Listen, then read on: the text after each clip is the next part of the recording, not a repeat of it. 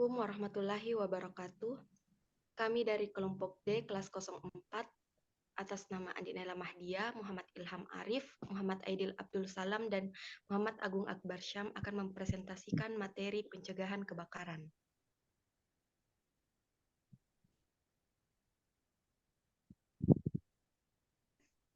Pencegahan kebakaran merupakan suatu hal yang harus diterapkan di semua tempat karena kebakaran menimbulkan bahaya terhadap keselamatan jiwa dan harta benda.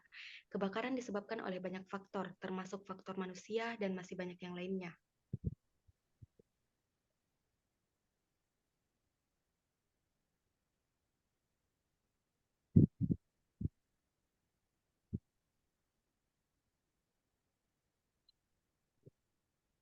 Kebakaran Kebakaran adalah suatu nyala api atau bencana yang tidak dikehendaki bersama, karena kebakaran merupakan bencana yang sangat dapat merugikan masyarakat. Tiga unsur yang menimbulkan api. Yang pertama itu bahan bakar. Bahan bakar atau disebut fire harus menjadi uap terlebih dahulu. Yang kedua, energi panas harus cukup untuk menentukan titik nyala. Yang ketiga, oksigen. Oksigen sebagai oksidator.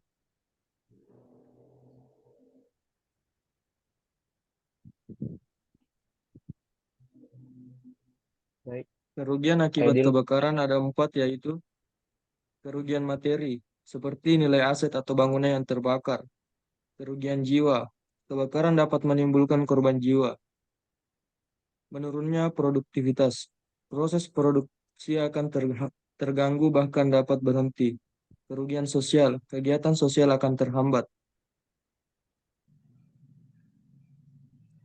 Metode pemadaman api. Cooling, menghentikan faktor panas dengan mendinginkan api seperti pada titik uap api. Sontering, menghilangkan faktor panas dengan memisahkan udara oksigen.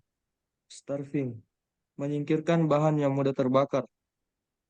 Breaking chain reaction, mencegah reaksi nyala api dengan menyingkirkan rangkaian reaksi kimia. Klasifikasi kebakaran. Menurut Peraturan Menteri Tenaga Kerja Transmigrasi Nomor 04-Men-1980,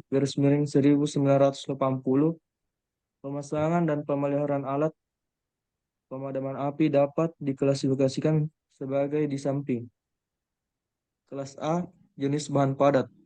Contoh, kebakaran dengan bahan bakar padat bukan logam. Kelas B, jenis bahan cair dan gas. Kebakaran dengan bahan bakar cair atau gas mudah terbakar. Kelas C, listrik. Kebakaran instalasi listrik bertegangan. Kelas D, bahan logam. Kebakaran dengan bahan bakar logam.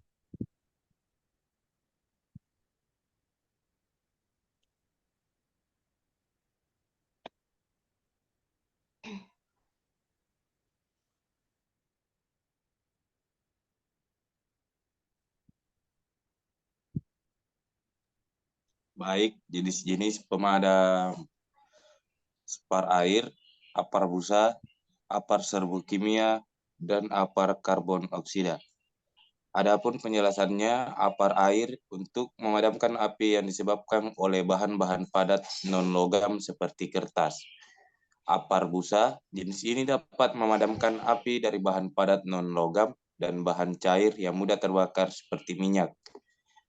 Dan apar serbu kimia, jenis ini akan menyelimuti bahan yang terbakar sehingga memisahkan oksigen.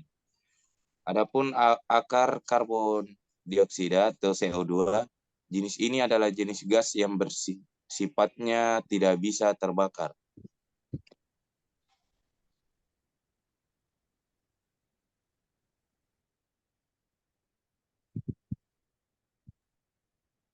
Ini adalah contoh-contohnya.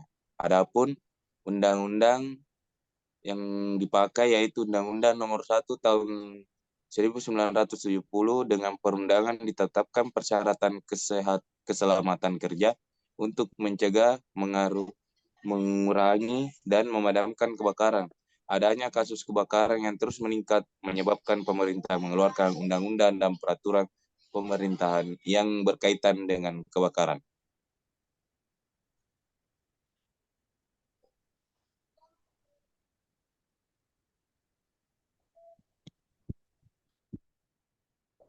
Mungkin sampai di sini presentasi kami. Dengan presentasi ini diharapkan dapat memahami materi dan persoalan kebakaran dan menambah wawasan pengetahuan mengenai kebakaran dan bagaimana upaya untuk menanggulangi dan mencegah kebakaran sehingga kasus kebakaran dapat diminimalisir.